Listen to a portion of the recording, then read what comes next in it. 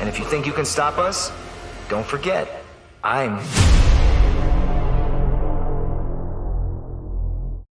So a few weeks ago, we actually talked about the season 2 premiere of Invincible. Of course, we have been waiting eagerly with high anticipation for that show to return on Prime Video. It's been about a 2.5 year wait.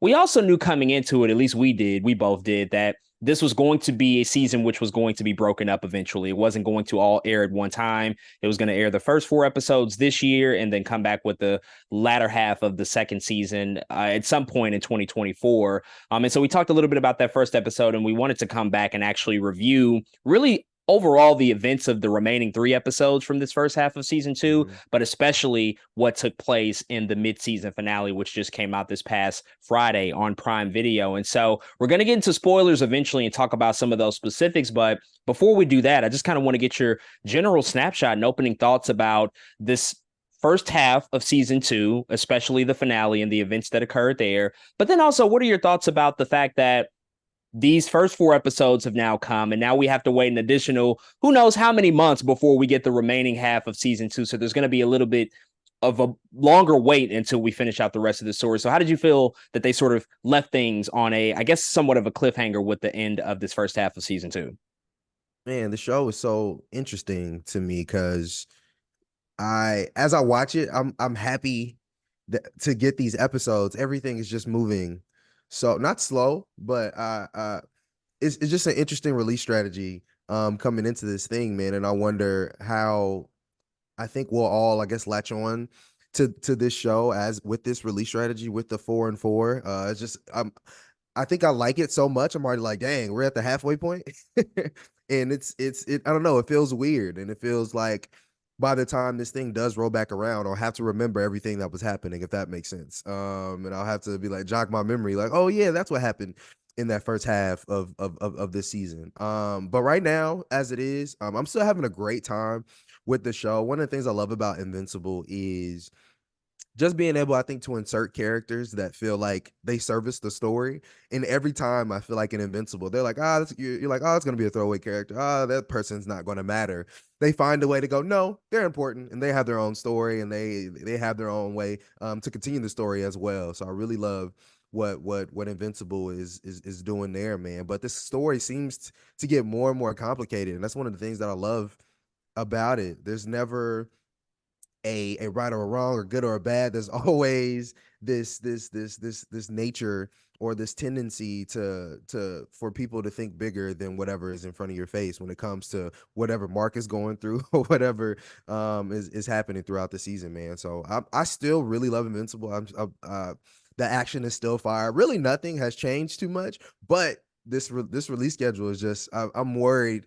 Not right now, because again, I just watched the episode. I feel fine, but I'm worried in a couple months if we're going to be like, whoop, there goes Invincible. There's nothing to look forward to for a while, and what that will do to us as people. So I don't know. We'll see in that front. Sure. I think a lot of people are apprehensive about this choice to do what they did with the release strategy because it is only 8 episodes. It's not like we're dealing with 22 episodes on network TV. And so a mid-season finale makes all the sense in the world. Apparently, there were some issues with production behind the scenes that caused this delay of the second half of season 2. And I read somewhere, I don't know who said it might have been Robert Kirkman, but he said that, this was kind of the best approach because if they went with an alternative approach to fix whatever issues they had, we would have had to wait an even longer time for all of season 2 to come out. So we Wow. probably would have been approaching 3 full years as opposed to the 2.5. I think that they understood that people were very, very much thirsty for these additional episodes to come out. It's been a really long time. And so I guess they made a tough decision to say like, okay, well, we'll break it up into 2 parts, even though it is only 8 episodes, but we're going to leave it in a place that feels like it could be somewhat of a mid-season finale. It feels like from a story perspective, it makes sense because there is so much more to come. My initial thoughts about it is that I really enjoyed all of the output from what we've seen so far with these first 4 episodes. I think that each episode progressively got better. And that's ultimately, I think, what you want. You can tell that there was momentum building, and they were obviously trying to reach a crescendo where we knew in episode 4 something major had to occur. And I think that they do just such a great job at their character development so that even if you are off on a side adventure with somebody new or somebody that doesn't seem as important as they may be, as you already noted, they will come back and have the most importance either later in the story or have importance to the events that we've already seen up until this midseason finale point. So I liked everything that we got. I thought that, they were all great sort of table setters for really the true conflict of what this entire series is really going to be about. Because if you know anything about the comics, if you've done any sort of digging into the future stories, you know that season one is obviously, setting the stage and putting all of the major characters at play and kind of introducing what that central premise is. But it's not really about that. It's about something, a lot bigger, I think. And so I think that they did a great job at advancing the story to get to that point. And ultimately, where they left it with this most recent episode, it does feel like a really, really strong point to end off of, because no matter what you feel about Invincible and no matter how long we have to wait in between seasons or stories or whatever the case may be, they always give us just enough, but leave us wanting so much more after we see the conclusion of an episode. It's like, I can't wait until they do eventually come back, because I just know it's going to be something that's just, super satisfying, and it's going to be shocking as well, because they always, tend to have some really, really shocking subject matter in their stories. And so I enjoyed it. And I think, these next few months without Invincible, it'll be fine. The biggest challenge will probably be just trying to remember all that occurred. But this show also does a really good job of just kind of dropping you into the action. And even if you don't have all of the events fresh on your mind, I think they do a pretty good job at retelling those previous things that occurred through character dialogue, through all of those different interactions between some of the major players. And so we'll see. But let's go ahead and dive in and talk about some more specifics. So again, if you've not seen Invincible season 2 or even season 1 for that matter, this is your spoiler warning. We're going to talk about some very specific details that happened over the past few episodes. And I do want to start off with Mark Grayson. Obviously, he's really kind of the central figurehead of the show, and he is dealing with the fallout, of course, with the conflict with his father, Omni-Man, Nolan Grayson, who has disappeared, until he came back at the end of episode 3 into episode 4, had a really, really prominent presence. But Mark Grayson has now become sort of the primary protector of Earth, because Omni-Man is no longer there. Mark is slowly sort of easing into this role of working with Cecil and working with the GDA and learning to be a more mature superhero and learning to be there when they call on him. And Cecil is relying on him heavily a lot throughout the course of these other 3 episodes. And you get that dichotomy of Mark trying to live somewhat of a normal life, also have a girlfriend, balance trying to be there for his mother, and still coping with the traumatic fallout of the events of season 1. So he's in a classic, sort of hero's journey of just being able to try to juggle all of this stuff and not really being able to maintain it all that well. But you get to see a lot of interesting stuff from Mark. I mean, a lot of what happened in episode 3 or even 2 really in particular is that he goes off to college. He's trying to learn how to navigate that space and dealing with his girlfriend and also, still being present and available for Cecil whenever something calls to him to be sort of heroic. He had that whole underwater journey in episode 2 where he had to go fight the queen of it's resembling Atlantis, that type of underwater kingdom. He had to go mend fences because of some things that happened because of Omni-Man's action. So it's a lot of patchwork. It's a bit of a I guess a corrective, sort of effort on his part and on the GDA's part to try to just patch everything over from what we saw in season 1. So what did you think about just the journey that Mark went on in these 3 episodes? Of course, him adjusting to college and just trying to balance all of these different responsibilities that he's juggling on a day-to-day basis.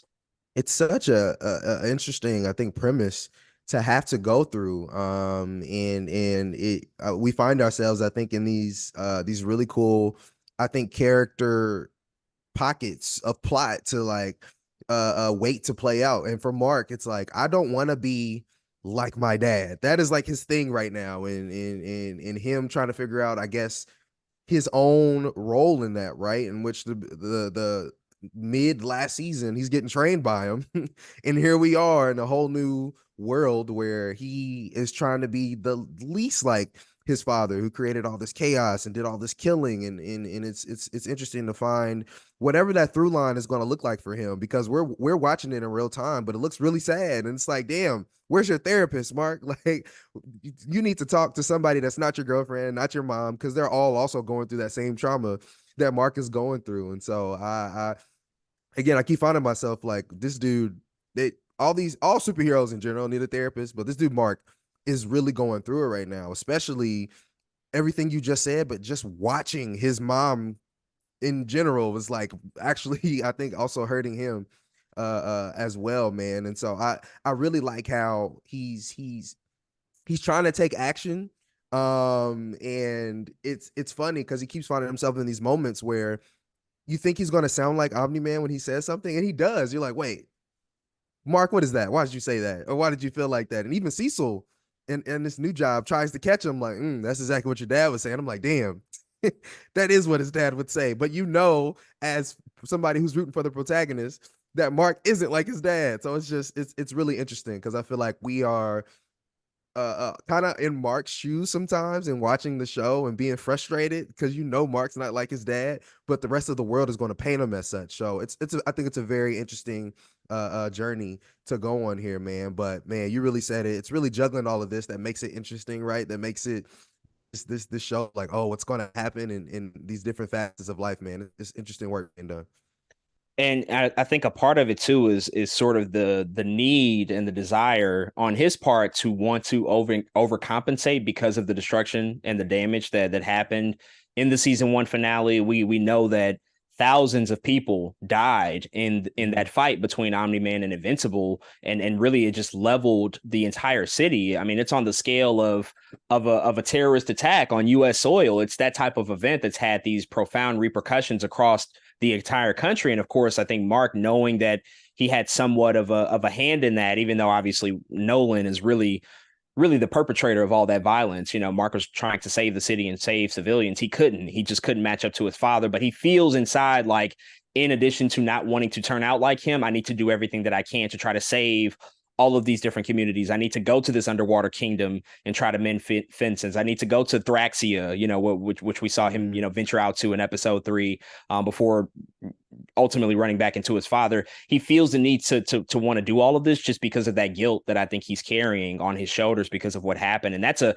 terrible thing for him as an 18-year-old kid to have to deal with. He should really be focused on being the best superhero he can be while still coming of age and also just having a normal life, trying to date Amber and be at college and just trying to do all these things. But that's not the scenario he finds himself in, because this Viltrumite empire, which is looming large in the background, I mean, they are full of warriors that are all about conquering and death and destruction if it requires them to. And so when you're met with that type of force, that type of immovable object, then there's really no space and no room to where you can have an ordinary life. And that's kind of the mantle and the burden that he's assumed all throughout these episodes. So I just love to see that inner conflict within him, and also just that thing that I think we as human beings can relate to, that idea of not necessarily wanting to turn out like your parents, especially if you grew up knowing that maybe your parents weren't that great at times, and maybe you discover things about your parents that don't feel the most appealing. And that's not speaking for everybody. Everybody has super different relationships, but I think a lot of people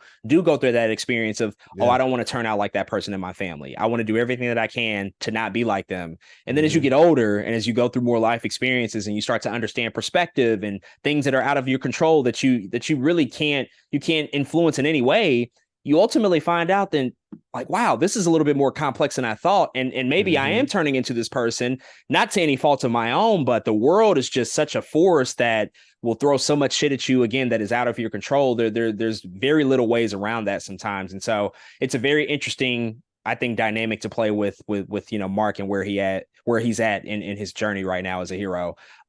Debbie, on the other hand, Mark's mother and the wife of Nolan, she's dealing with this guilt and grief in an entirely different way. She's obviously not a superhero, but what I love so much about these episodes is how much time and attention we do focus on Debbie, because she's married to this man, and for their entire marriage had no idea that he was the sinister, murderous, conquering warrior, who was really there on planet Earth in order to make all of the human beings kind of the slaves of the Viltrumite Empire, because they feel like they can liberate the entire galaxy. And he's responsible, obviously, for the death of all of the Guardians of the Globe, and then for that massacre, that mass genocide that took place in Chicago. And this all just kind of happened so quickly for her. And so we see her turn to alcohol. We see her turn to a support group of superhero widows to try to deal with that grief, try to be a little bit more open to other people and hear other perspectives, and maybe start to share more about her own personal experience. But it's really, really tough times for her. I mean, there's that stark image in episode 4 where we just see her walking out in the middle of the street barefoot. Like, she's just like going through some tough shit. So what Yeah. did you think about just where they took Debbie over the course of these episodes that I think even more than Mark, who probably is distracting himself enough with the work of the GDA and going to college, he has that luxury to distract himself. Debbie doesn't really have that because that's her husband. That's who she had a child with, and she's now just realizing how much death and destruction he was ultimately responsible for. She's right now, I think, maybe she has my favorite conflict, I think, in what she's going through right now. Her process in this grief feels so just so real compared to kind of everything else happening in the show. And I think it's you can only imagine, again, spending all this time with this man. You have a son together. I mean, she's literally looking at pictures of them riding bikes, him teaching how to ride a bike. And it's like, it's not the person that you ever thought that they were. It's like gone in like a second. You know what I mean? Like, it's not like this was a technically like a slow decline into madness that her husband ends up being this villain. It was like, hey, by the way, you're a pet and our marriage was a lie, and technically our son, we had a son, but he's kind of a lie too, but whatever. What, like, to hear that is crazy. Like, if Debbie is crying for the rest of the show, I would not be mad. I'm like, I get it. I get it. I understand completely. But it has been interesting to figure out the ways in which she's going to operate, the ways in which she wants to figure out what day is it? How do I show up, right? How do I show up for Mark? How do I show up for work, having to sell these houses? You see her kind of like blow up on some people, which that dude was definitely tripping. We see her she blows up on some people, showing a house and things like that. She definitely has a lot of anger inside of her, and just trying to figure out what she does with that. Again, is so interesting what it looks like. Because now she's attending, I guess, AA. I don't know what it's technically called, but AA meetings ish, right? And it's like, oh boy, AA for superheroes is another ball game, especially when your husband is the reason for everybody's death in the room. Like, what do you do? Like, what is how do you get through to other people who can relate to Debbie? And I guarantee you nobody can, because this is the most rare thing we've seen. So she's really going through it. But I really like her storyline because it does feel so tragic and it does feel so real in that way, man. I can't wait to see, I think, how she grows and progresses from this as she continues to meet friends and different people. But as we can see, it's hard for her to make friends when the people that she could probably closest relate to, she still feels guilty for their losses as well. So it's interesting, man. I like it. Yeah, just incredible character work done here. Great voice work from Sandra Oh as well. But I think the groundwork that was laid in the 3 episodes preceding the mid-season finale were just so necessary to get us to that emotional place that we had to be for episode 4, because you had those smaller character moments, those quieter moments to just see Debbie deal with this and break down and just have all of these emotionally turbulent just outbreaks, really, because of just the profound effect that all of these events have had on her. And I think it's really heartbreaking because that she truly loved Nolan and she had a great life and they built a family and all of this stuff, and she's just been so supportive of him. And then to find out that he just viewed her as a pet, and Mark was really just being groomed to ultimately stand by his side and take over Earth. Like, what did that mean for her as well once that plan might have been finally enacted? I think all of these things are just swirling through her head. And then, of course, again, as you said, knowing that Nolan is responsible for the deaths of so many people, including the Guardians of the Globe. So then she goes to the support group and she meets Theo, and he realizes, like, wait, you're married to Omni-Man? Like, he's the one that killed my wife. He's the one that killed the Green Ghost. Like, this isn't a safe space for you anymore because you don't belong here, because how could you have allowed this to happen? How could you not know?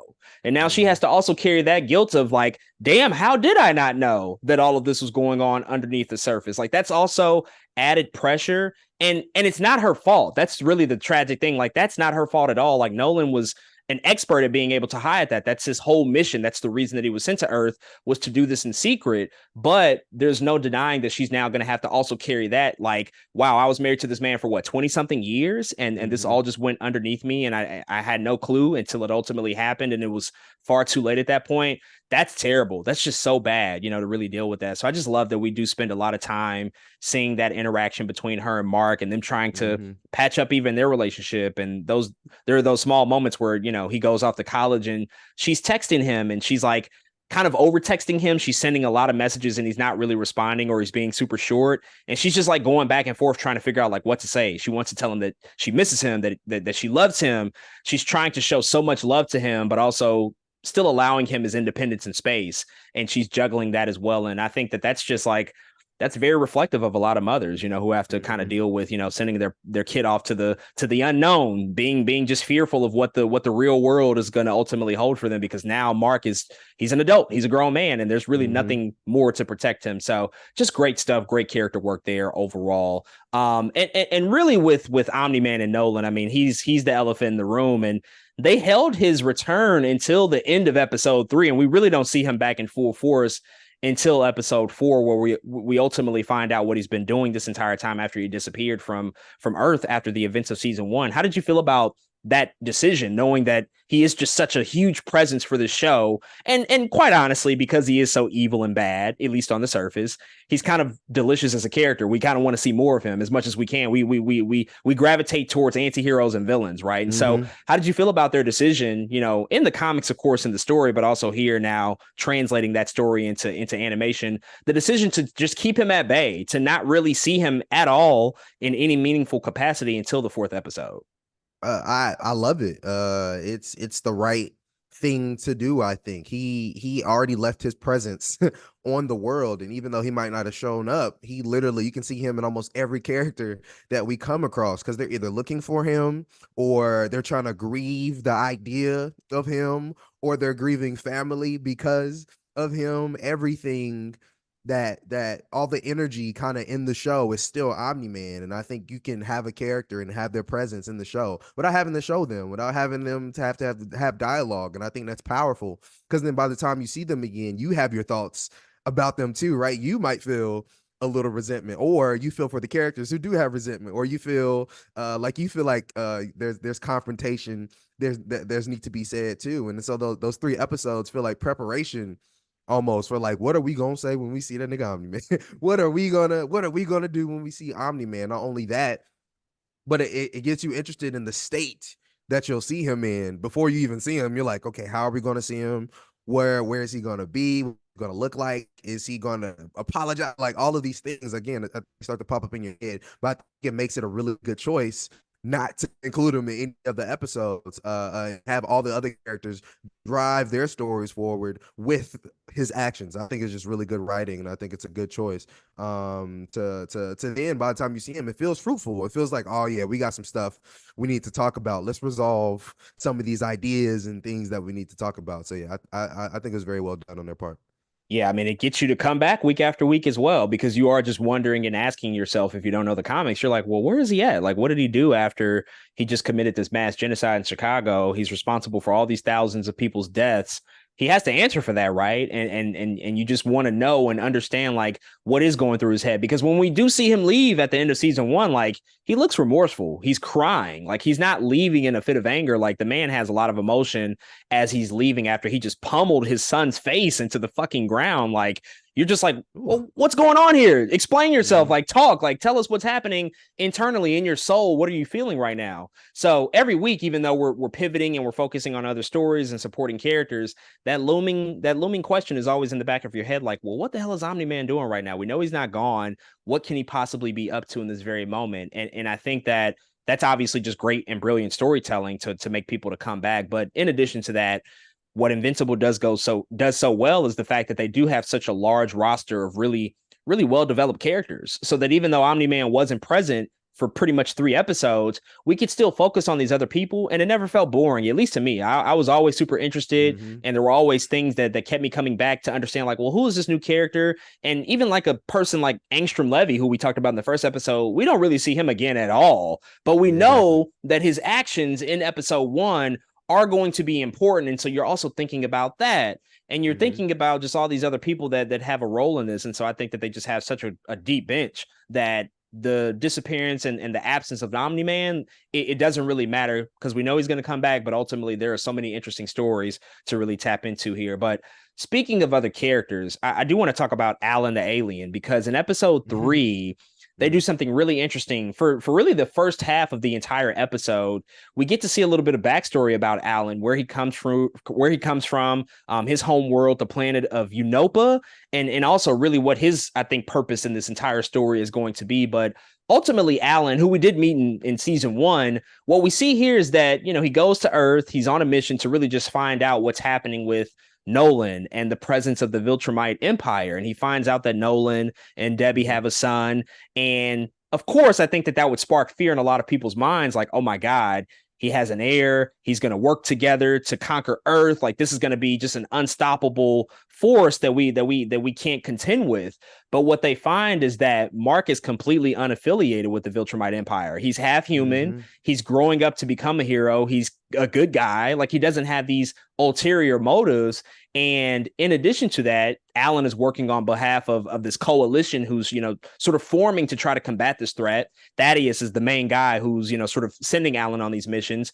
But unfortunately, other Viltrumites find out about Alan and what he's doing, and they track him down. They corner him in the middle of space, and they just beat him to a bloody pulp. They remove his arm. They are just like killing this guy essentially. But Alan is super strong. He's super powerful, and so he doesn't completely die. We do see him eventually sort of in a rehabilitation sort of facility trying to sort of recover from just the wounds of the battle with the Viltrumites. And then we see that Thaddeus, who he's been working for, is like an op. He's working I guess with the Viltrumites and sort of carrying out their mission, because he tries to unplug the machine to stop the life support to Alan. So this was like a strong pivot from like the main storyline that happened in episode 3. And like I said, it took up kind of the first half of that entire episode. What did you think about that little side adventure that we went on, and how do you foresee playing, sort of into the events of what's to come in the future?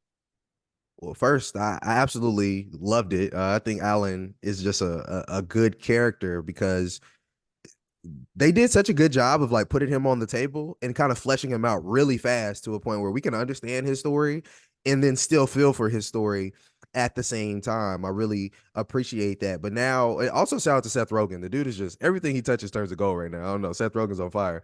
But this story with Alan is so interesting. The first thing that was interesting was they made him, he's literally born to combat the Viltrumites, but he was too weak. He's almost like a failed experiment, but he's still really strong. I think that's an interesting idea, because that lets us know that Alan is really strong, but he'll never technically be invincible, if that makes sense. Like, he can never reach the level of power that we know Invincible has in him. And I think that's an interesting, I think, thing to take away from that. Another thing is pretty much everything you just said, the Thaddeus stuff. Shout out to Peter Cullen too. I was like, is that Optimus Prime? What's happening here? Shout out to Peter Cullen too. But I was like, wait, there's this group of people who are trying to get to the Viltrumites. The Viltrumites have no weaknesses except this one kid in Invincible. Guess who's talked to Invincible? Alan has talked to Invincible. Alan has met Invincible and knows him to be a good guy. And when you find out that it is Thaddeus, that is, again, like you said, kind of the ops, kind of this rat, kind of this snake, El Rata Alada, he is, I don't know, it's just so surprising. It was a little surprising, because you did expect him to be like, oh shoot, he's the head of the people trying to stop these people. Now it's another villain on the case with this guy. Like, what is going on in the universe? And you finally feel like there may be some fight against the Viltrumites, and then nah, there's not, it feels like there's no upside in fighting the Viltrumites right now. You think you find a weakness, you think you find a place where they could potentially win, and it's another L being taken because somebody's corrupt. It's kind of crazy, but I enjoyed Alan's story completely, man. I think he's a fun character, and I think him being on his deathbed is gonna piss Invincible off. I don't know how he's gonna find out the information. I don't know how any of this is gonna happen, but I think one thing learning about how Mark operates is he does seem to operate off of his friends being hurt or people being in trouble, or shoot, eventually we even see him turn up because his dad is like, nigga, you better turn up or you're gonna die, kind of type thing. So it's kind of cool because I think they're setting Alan up to kind of be kind of this driving force, I think, of what hopefully is the rebellion against the Viltrumites. Yeah, this was a great pivot that they made to kind of focus on Allen, because these events are going to be just so important to what happens in the future. And I just love seeing that realization on the part of the coalition, like, oh wow, there's another one out there, but he's not growing up to be this dictator over Earth. He's actually growing up to be kind of a hero. This is an unexpected surprise and potentially an ally on the part that we can possibly use to our advantage in this ultimate war that we're going to have with the Viltrumites. But the biggest problem is that your head leader of this coalition is a mole for the Viltrumites. And that's just like, oh, wow. Well, we really have no aces in the hole at this point right now to really combat this looming threat. And it was really one of the most shocking moments that I've experienced in the show, because in the very scene before it, you see Thaddeus just talking, very much to Alan, like, very much encouraging, giving him direction and all of these things. And it's like, okay, we have a plan here. And, the next scene, Alan gets destroyed, and then you see Thaddeus is ultimately, kind of responsible for giving up his location and pretty much sending him out to slaughter to the Viltrumites. And it's just like, wow, this is really just not going the way that any of us expected. And so I can't wait to see, Alan and ultimately what happens, with him in the future. Because I agree. I think a driving force is a good way to put it, that he's going to have to be super influential to, sort of being an ally to what Mark and to, I guess, ultimately what Omni-Man are going to have to contend with in the future with the Viltrumites. It's going to be really, really compelling stuff. But let's talk about this last episode too, because we ultimately find out Nolan has been on this planet that is millions of miles away called Thraxia. It's a very weird planet filled with these creatures, these bug-like creatures that age very rapidly. Their lifespan is like 9 months in totality. That's it. So one human Earth year, they're gone. They're dead. And once Mark arrives there, because he goes thinking that he's going to actually help them with this meteor shower that's threatening to kill billions of their people, that's not really the threat, and that's not really the reason that he's there. Nolan was able to send one of their people to go get Mark from Earth and ultimately bring him to Thraxia to tell him what's been going on. And Nolan has married a completely new person. He has a new wife, Andressa, also voiced by Ray Seahorn from Better Call Saul. That was a great callback there. And they have a child too that they've already given birth to. And so Mark has a younger brother that's a bug, essentially. It's this is a lot. This is a lot for Mark to process. He's still dealing with the feelings and the fallout from season 1. He now has all of this information laid before him, like, yeah, you got a younger brother. I've remarried. I'm so remorseful, because Omni-Man is like expressing all of that guilt that he's been carrying as well. Like he's regretful for what's happened, but he's also trying to convey this very, very dire situation to Mark, that we have Viltrumites that are on the way that threaten this entire planet. They are trying to wipe out this entire species. I can't let that happen because I'm married to them. I have a child by one of them, and I'm also now their emperor, because they have deemed Omni-Man their new emperor for their planet. And so Mark's dealing with a lot right now, and of course, I think he fights back at his father. He's like, no, I don't give a fuck. Like, you did the worst shit ever. I'm not about to help you. So what did you think about just this whole interaction, this information dump that just kind of came again out of nowhere? I don't know. Again, if you didn't read the comics in depth, if you didn't go storyline by storyline, issue by issue, I don't know how anybody could have predicted this, because this really came out of nowhere for me. Yeah, it came out of nowhere for Mark too. Clearly, I don't really know how we're supposed to feel about any of this. One, the very obvious thing, it's pretty impossible to forgive Omni-Man for what he did. Step number 1. Step number 2, you thought that going to have a baby and get married was the next step in your whatever, your like your next level up of grief or whatever you're going through in your body, your remorse. You thought that was the right thing to do. I don't know how he got there. I guess he needed some loving, and he needed another child to feel better about himself. But it's kind of crazy that he ended up doing such a thing. But Mark is absolutely, everything he says, everything he does is the right thing to say and do. It's the right reaction to me. I had no notes of how Mark felt regarding any of it. No one keeps putting people in positions of again, either go through grief or causing it. himself. It's really what he does. And now Mark finally sees him after not that long of time for him to have a child and a wife, but he sees him again and he has a family. And now it's like, what do you want from me? Why are you here? Why did you ask me here? I again, I was in the same shoes as Mark. I could not fathom why we would listen to Omni-Man at all. But again, clearly he's on this redemption arc, quote unquote. I feel like he can't be redeemed, but he feels like he's on this redemption arc and he's asking for help. And I think that's the hardest thing to say no about. That's the hardest thing to figure out in this show is no matter what does rehabilitation look like, right? What does forgiveness look like in this show? And for a lot of people, again, it's not possible. And it's not in them. But now it feels like, it's up to Mark. What is Mark gonna do? Is he gonna actually help his dad, and what does that look like? So I thought it was a crazy way to bring him back into the limelight and say, hey, yeah, I'm sorry kind of about everything. I am. I don't know why I care about any of this or why I care about people. Your human side has, I guess, gotten to me. Maybe I've always had this little soft spot in me somewhere, but I have a new wife and a new child and I need you to help me right now. Crazy. I don't know. Again, I don't know how we got there, but I think it makes for an interesting conflict. And I don't blame Mark again for anything that he feels.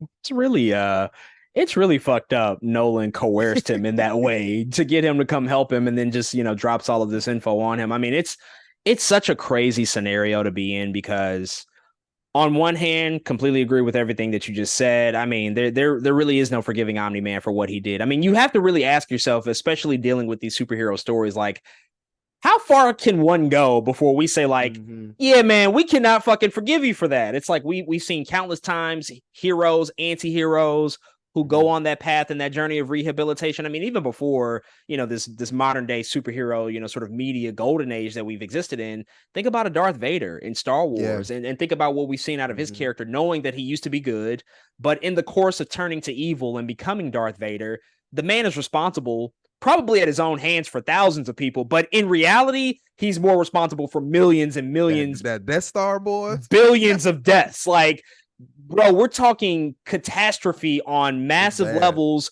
for entire societies. And so, like, yeah, Return of the Jedi happened. Luke saw some good in you when you had that moment of redemption, but like, I don't know, man. I don't know how far we can go with that redemption angle right there. Like, you're responsible for so much fucking tyranny. It's kind of crazy. And I think Omni-Man is in a similar predicament, but the crazy scenario and situation about it is that these inhabitants of the planet Thraxia, they don't have any skin in this game. They didn't do anything wrong, and they're on the verge of extinction once the Viltrumites arrive. And so if Mark allows this to go down, he's also going to have that on his conscience, even though he has everything in his right to be angry and upset with his father and to not help him, to think that he could just leave after knowing, like, oh yeah, this entire planet's probably going to get slaughtered and I could have done something about that. Does he really want that on his conscience? And then furthermore, knowing that he does have a younger brother right there at play who, again, is completely innocent in this entire scenario, didn't do anything wrong. It's like, wow, okay, Nolan, you're fucked up for putting him in that position. But now that we've already gotten there, now that the information is out there, Mark, what's your choice going to be, my guy? Like, are you going to step up in this moment and kind of be selfless and do what you can to try to help these people, even at your own darkest moment, knowing that your father is once again just dropping bomb after bomb on you and just, forcing you to deal with it quickly. And I think that that's really kind of the key things that have happened both at the end of season 1 and now with this mid-season finale of season 2. Omni-Man does not have great timing at all. Like, his timing to tell Mark shit is the absolute worst. Like, he could absolutely pick up some better opportunities and better moments to just sit him down and have these conversations, because this is just it's not great. It doesn't allow Mark a lot of time to really reflect and think about his choices there at hand. But once all of this is given to Mark, they don't really have much time to make a decision and to react. We get 3 Viltrumite warriors who pop up and they're ready to wreak havoc and just destroy and raise all hell. And we get, I think, the signature Invincible action, that really stunning, grotesque, over the top, shocking action.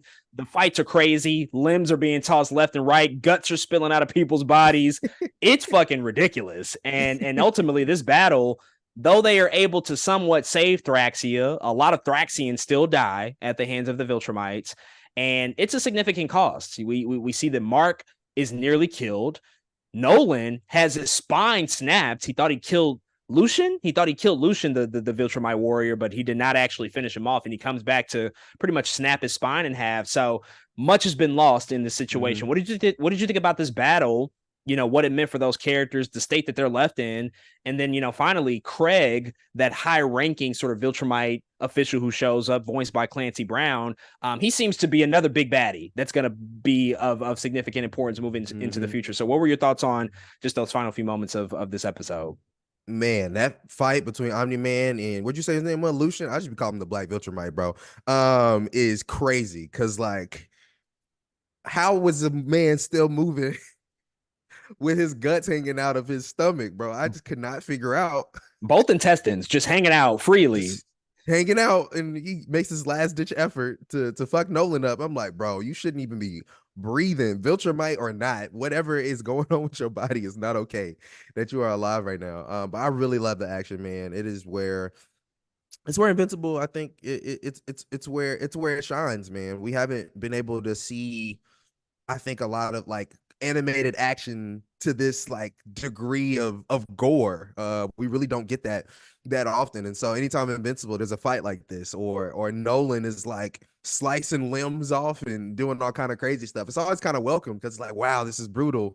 This is really cool stuff, but it's also good action. The choreography is also good. And it looks good. The animation looks really good, and I appreciate all that stuff as well. So I think that was a really cool fight. And I think 3v2, they did a pretty good job, to be honest. Shout out to Mark. I think Mark had to pull up his pants a little bit and kind of go back at old girl. He did. The thing is about watching Mark is he gets his ass kicked so much. And all the time, it's finally he's fighting back. But then by the end of it, you're still like, damn, bro, you got your ass kicked. Mark if he wins, he's not okay. He's 30% by the end of it, usually, for the most part. The guy at the end, what'd you say his name was? The Craig.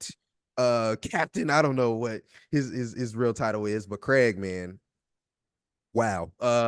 We have so many villains in this show that I don't know what's going on half the time, because it's dang, Omni-Man, you're the villain, and it's well, but the Viltrumites though, and now he's kind of on the other side of the Viltrumite. Is the enemy of my enemy a friend? I don't know how to feel about that, and I think that's exactly where they're trying to go here. It's what, but Nolan can help us save Earth, this and that, blah blah blah. I think that's exactly where they're headed, but it's man, it's so many different pockets of you don't know who the big bag is going to be. Angstrom is still in the background doing crazy shit. It's a lot of villains in the show, but it's kind of cool because it almost makes you hopeless, because it feels like there's more villains than heroes, or capable, right? We know the what are they called? The League, the Guardians of the Globe. We know the Guardians of the Globe.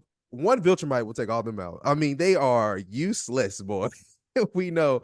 I mean, Omni-Man did it by himself, and there's multiple Viltrumites. So I love every time a new villain is introduced. It just feels hopeless. It's damn, another one. Who's going to save us from these people? You know what I mean? So it's really cool seeing again all the Viltrumites, but now again I feel like we have a new villain to kind of sit on and be like, damn, he's the leader of the Viltrumites. Now what are we going to do? Now he's in the picture. So yeah, it's cool stuff. Yeah, the two big things that stood out to me in this entire fight, beyond just the stunning action, it was really it's incredible what they're able to do from a gore perspective, a violence perspective, to just convey all of that. But one, Mark trying to unleash that ability within him to preserve and save his own life, and I think Nolan communicates that time and time again, these people will kill you. There is no doubt in their mind that they are here to fucking obliterate you. The only way to win this battle is if you kill them. There's no way around it, because they will never, ever stop. You can't do all of this extra shit trying to convince them, trying to talk to them. There is no convincing them. They are there for one purpose. And the Viltrumites are the deadliest warriors in the entire galaxy and in this entire universe. And so that really encourages and I think builds up that that need for self-preservation in Mark to ultimately realize that he has to become a different type of hero, at least against this threat. That's not necessarily the type of mentality he has to carry towards everything, but when it comes towards the Viltrumites and like the biggest looming threat in this entire story, this entire saga, there's no other way. You have to kill them. That's the only way around this stuff. And so even when he's fighting the one female warrior, and she's like, finally, because we see her finally realize also that Mark is tapping into that, like, oh yeah, now you want to fight back. Let's go. This is what I've been waiting for. And it's just so sick and twisted because again, that goes against that idea and that notion that Mark does not want to grow up to be like his father. And we know that his father is very much a killing machine if he wants to be. And Mark doesn't want to be that type of hero, but he kind of has to be if he plans to have somewhat of a future. And then the other side of that was really revealing for me in this fight is Nolan and what he's going through, and the fact that despite everything that I said, and despite the fact that this man has done really unforgivable shit, we are seeing him turn into this anti-hero as opposed to just a pure cut, straight-laced villain. I think that is what we're seeing out of Nolan, because I've always known and have said this a couple of times when we've discussed this show, that there are much bigger threats out there than Nolan, notably in the Viltrumite Empire. Like, there are looming threats that are even more deadly and sinister than we ever saw him be. And so to know that one of them shows up in Craig and that there's more out there, that tells you like, okay, yeah, Nolan, he's terrible, he's bad, but he's so far, I think, the one Viltrumite who we've seen have somewhat of a conscience. Even though he did some horrific, heinous shit, he's the only one that's like actually on the other side of it, reflecting like, oh my God, maybe I shouldn't have done that. Maybe this was a mistake. And I don't even fully comprehend it myself, but I know that I did something wrong, primarily because he hurt the two people closest to him in Debbie and Mark. And I think that that's what's weighing on him the most. These other Viltrumites, they don't give a fuck. Like, they don't give a fuck about none of that stuff. They think if you are not strong enough to defend yourself, if you can't keep yourself from dying, then you don't deserve to live. That's their whole motto. And so I think we are seeing that transition to see that Nolan is going to become somebody who was, he's on the fence there. He's not the complete evil that I think that they painted him out to be initially in the story. There are more pure forces of evil that are still in the background that will come to the forefront very soon. As we wrap up here, any final thoughts about these first 4 episodes and just anticipation for the next 4 whenever we get them? I think it's going to be probably spring of 2024, so maybe about 3 more months before those new ones come out. But any closing thoughts before we move on here? Shout out to Donald. I think they're making a really cool story out of Donald, of like, what the fuck is going on, who am I kind of story. So I think that'll be cool when it comes through. I do not like the way they draw Amber's hair. That's a random thought that I have. I'll be looking like, dang, I do not like the way your hair looks. Like, you're supposed to be a black girl, but I don't know what that is on your head. They need to do something with her hair. I promise nobody will be mad if y'all change her hair mid-season. Like, it's okay, guys. You can update Amber's hair and we will be fine. I also like how they're trying to, I guess, incorporate Amber into the story more too. I know a lot of people are like, oh yeah, we don't like Amber. I'm like, she's fine. I don't really have too many thoughts around Amber, but I like how they're keeping her included, because she is literally the whole girlfriend to the titular character. You know what I'm saying? So I like how they're keeping her involved and kind of drawing those parallels between like Alan and Invincible and how their lives are kind of similar in that way. They both got girlfriends and this and that. So I thought that was a little cool thing they were doing as well. My final thoughts: Invincible is great. I really can't wait to see and continue to appreciate the show for everything that it is. Again, it sucks that we have to wait, I think, but as you said, there's so much more excitement on the horizon. And again, if you have a little sliver of an idea of what's coming, trust me, you're excited too, of what's about to go down in Invincible. So just waiting to get there, waiting patiently. But until then, man, the show is still absolutely one of my favorite superhero shows on TV. And they have proven that even with these waits, the waits are well worth it. I think we can say that twice now, between season 1 and season 2 returning, and then knowing that season 2 will continue ultimately into the spring. And so we will certainly have to see how this universe continues to grow and expand and just change over the course of the second half of the season. But folks, those are all of our thoughts on the first half of season 2 of Invincible. If you've checked out these latest episodes, definitely hit us up and let us know what you think.